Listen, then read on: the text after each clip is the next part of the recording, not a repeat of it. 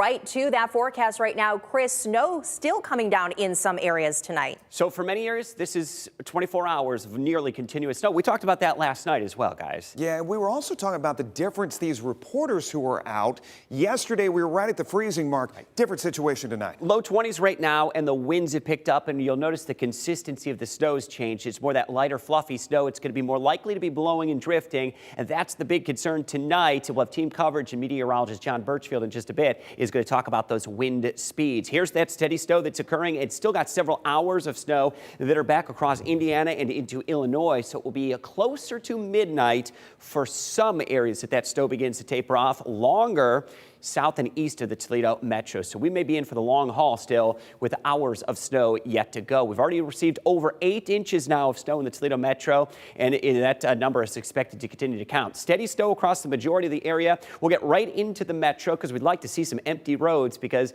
good idea at this point if you're able to just to stay indoors. That would be ideal. We'll take you toward 475. And again, at this point yesterday, we were just starting to see that transition to snow. There's Airport Highway and 475, and I do anticipate it will remain snow covered for quite some time. Down toward Perrysburg, some of the cameras even getting iced over. It's a little closer to Dixie Highway, right over toward Levis Commons. And I do expect the next 12 hours, several hours of snow taking us through to about midnight. It will begin to taper off in the Toledo metro, and we'll drop back through the teens. So here's the end of that snow occurring, and the end of that snow will be occurring for areas north and west first, then ending south and east, but it may take quite some time, perhaps even into early tomorrow morning before the final snowflakes fall. The winds picking up are the next part of the story, and that's part of our alert coverage.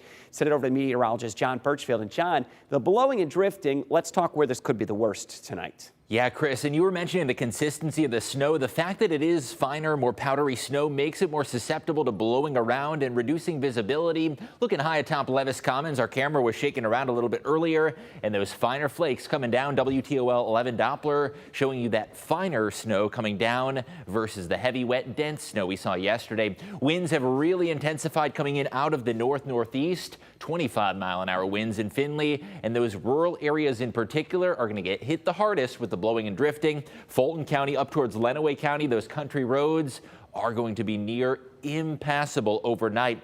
At times, the winds tonight could gust 30 or more miles an hour. As we head towards your Friday morning, the winds will gradually subside, but still the occasional 20-mile-an-hour gust is possible into the morning hours.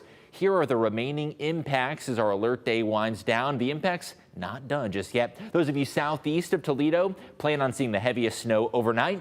Roads are going to be slick and slushy. In particular, those rural country roads, not only do they take longer for crews to get to, but the blowing and drifting factor is going to be worse out in the country. And snow tonight is expected to be steady. Preferably stay in, but use caution if you must be out. We've got the latest snowfall map for the rest of this winter storm coming up in that full forecast. Jeff.